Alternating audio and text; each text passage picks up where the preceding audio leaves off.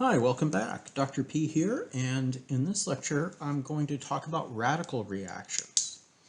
Now, radical reactions are different than polar reactions because we have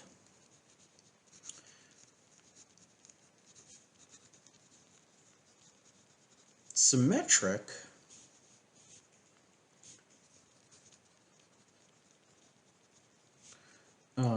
bond cleavage, symmetric bond breaking, which is called homolytic. Okay, and we get what are called radical intermediates.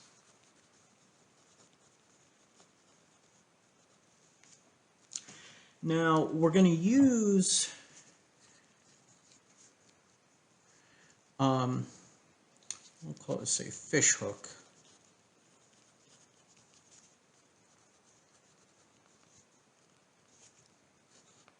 We'll use our fish hook arrows or our single barbed arrows to indicate just one electron. So these mechanisms will look a little different. So we could have something like, let's say we have some radical, rad dot. So there's my single unpaired electron. And I have A and B here. So my radical can react, and maybe it'll pluck A off. It'll abstract A. So one electron from the radical and one from the AB bond will come together to make a new radical A bond. And the rest, or the other electron from the AB bond, goes on to B, which then gives us now rad A plus B dot. So we have generated a new radical. And this is one of the features of radical reactions, is that when radicals react, you end up with new radicals in the product. So we can actually get what are called free radical chain reactions. And we'll look at an example of one of those in just a little bit. We could have, let's say, our radical, and let's say we had, I don't know, a double bond here. I could do something similar, and this time one of my pi electrons will form the new radical, or sorry, the new bond with the radical. And so I'll have C rad C, and now I've got a radical in a different place on this new molecule. I've added the radical to the molecule, but I've generated a new radical product. So these products can continue to react, and that's what's called a free radical chain reaction. So let's take a look at an example of that, and let's look at the radical chlorination of methane.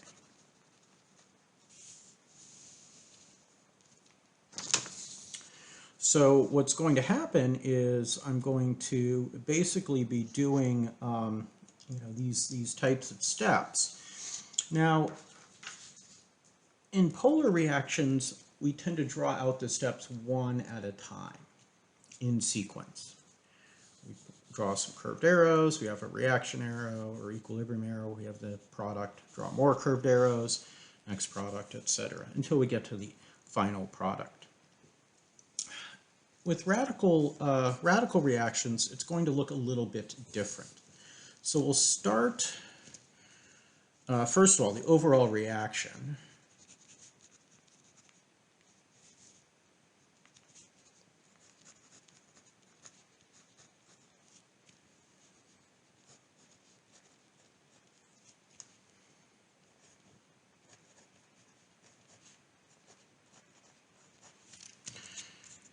We'll have chlorine reacting with methane to give us methyl chloride or chloromethane plus HCl.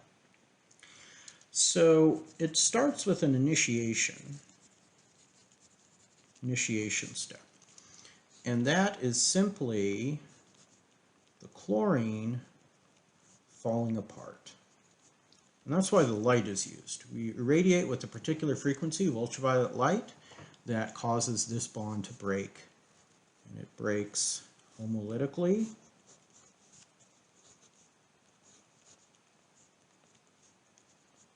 And so we'll get two chlorine radicals. Next, we will get what are called propagation steps. And so the first one of those features a chlorine radical reacting with methane. And what it does is it actually abstracts a hydrogen. So it pulls a hydrogen off.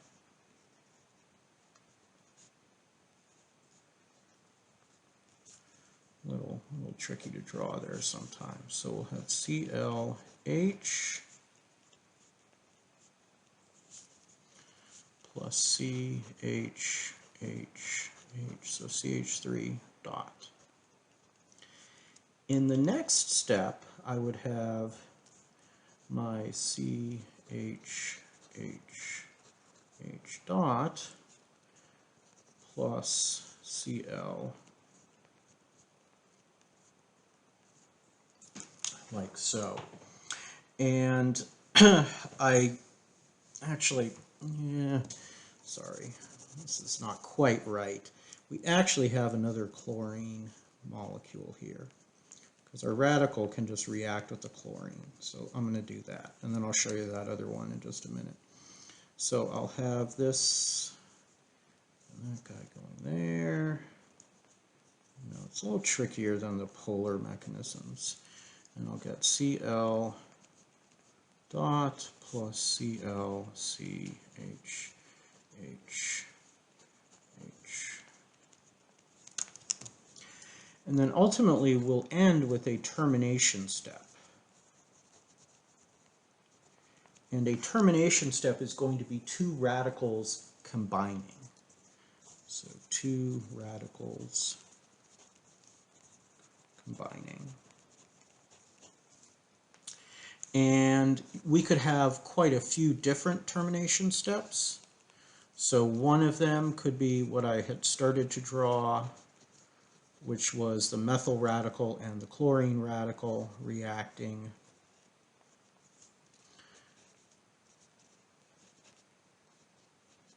Oops, sorry about that.